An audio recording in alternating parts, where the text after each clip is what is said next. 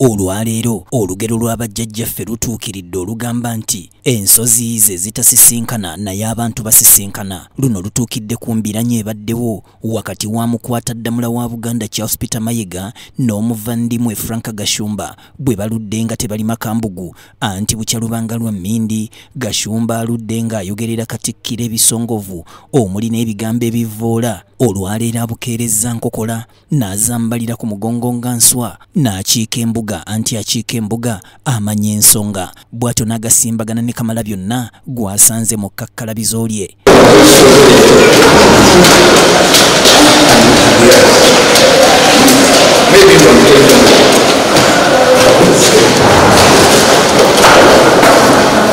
Gashumba atuuse mu luggya lwa Bulange mu ssaawa ez'akalasamayanzi. Bw'atyo n'ayanirizibwa mu kisenge ky'abagenyi era ekiteesezebwamu gy'agasimbaganidde ne Katikkiro.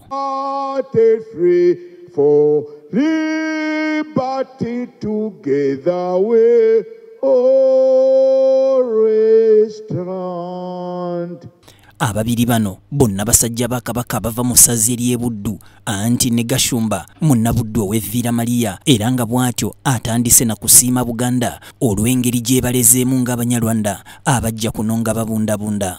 Sebo bajjajjaffe baava mu nsi eyitibwa Rwanda 1922 ne basenga mu Buganda wano. Tewali kitundu mu Uganda kyabudaabuda Abanyarwanda nga Buganda, tekiriiyo. Era mu historia ya Uganda, Buganda kye kifo kyokka Abanyarwanda mwe batayina refugee camps. Ebitundu byonna ebirala Tooro, Ankole waliyo refugee camps z'abaki z'Abanyarwanda. Era bajjajjaffe batugamba nti bajjajjaffe bangi baafiira mu Lake Mbulaawo olwokubanga Kabaka yaliwo then Wankole yali abagamba badde Rwanda. Kabaka wa Buganda yaliwo n'abagamba amubaleke bakontinuinge bajje mu buki mu Buganda. Bulijjo gunsinza aliwa bitono ateera mu nkola ey'obugunjufu. Gashumba yeetondedde Katikkiro wa Buganda olw'obumulumulu bwonna obubaddewo era bw'atyo n'asaba enkolagana yaabwe etojjere. Programu yo gye wakolanga oba yabanga olwakutaano nga nze ne maama wange tugiwuliriza nnyo. So obumulumulu bwe bubeerawo situba na mirembe. Obumulumulu bwe bwaliwo mukwano gwange Bishop gwensinga okwagala mu Uganda ayitibwa Silvers Jumba yaŋŋamba oli mu Katoliki ate oli w'e Buddu buno obugulumbu situkola ki situbwetaaga. Ne bambi n'omugenzi Kizito Lwanga ne Judy Mbabaali yali gavana w'e Masaka y'ensonga ekoze eki endeese wano. Nga nkusaba enkolagana gye twayina egende mu maaso. N'ebigambo bye twakosa nga si birungi olumu kitulinnya. N'otula n'ogamba vidiyo eno yali nze oba yali muntu muki? Yali muntu mulala. Tuli mu nsi stressinga nnyo. Naye abantu abali civilized bw'okula olaba nti I think yali ki? Yali nsobi. Era ndowooza abantu abagunjufu be balaba nti akoze ensobi n'akola ki? Ne yeetonda. Kyekindeese wano. Bangi olwaleero bwe balabye Gashumba embuga balowoozezza nti gwe mulundi gw'ogusoose okulinnyayo naye nno mwana wattu si bwe guli. Gashumba yali musajja wa munda nnyo emmengo. Tolaba ensi eno okukyuka kubanga ono gw'olaba yasonda ne ku nsimbi ez'ottoffaali ez'okuzzaawo amasiro n'okuzimba masengere. Sebo nakoma okujja wano oba 2010 mu hoole eno bwe nakoma okujja wano. Nze omu ku baasooka okuteeka essente ku ttaffaali ewa ekasubi nga Katikkiro Walusimbi yakyakola ki?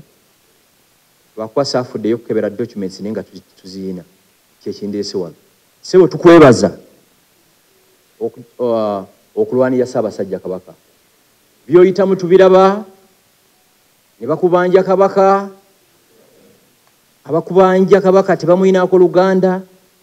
Era gye mbaddeyo nga mbyogerako nti Buganda Ssaabasajja Kabaka alina Katikkiro, ayina Baganda babalangira n'abambejja, ayina abaana be mwababanja Kabaka mumuyinako Luganda ki? Wano wasinzidde n'asiima Katikkiro wa Buganda olw'okukubiriza bannayuganda okulima emmwanyi mu nkola ey'emmwanyi terimba era bw'atyo n'akubiriza Abaganda bonna buli omu abeereyo n'omusiri gw'emmwanyi. Sebo nkwebaza nnyo nga gye nkomezza olw'ekirowoozo eky'okkunga abantu mu Buganda okulima emmwanyi. nze abagamba betwaweererwa ssente za mmwanyi bakitaffe banyinamu akasente naye kavanga muki mu mmwanyi. Ssebo bwe twogerera e Masaka ezezza omwezi mulamba nga teri muntu ankubidde essimu nga nsaba ssente, era ntwala omukisa guno kukunga buli muntu yenna mu Buganda at least beerayo ne eka 2 ezaki ez'emmwanyi, beera newo n'ente awaka gy'olunda, beerawo n'embuzi, beeramu n'akantu akaleetamu akasente.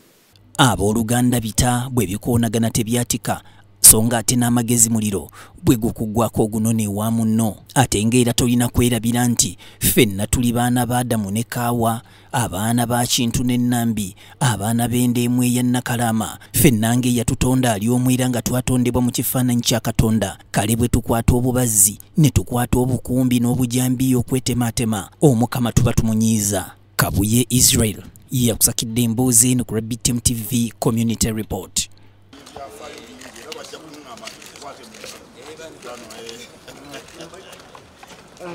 Michael, hurry.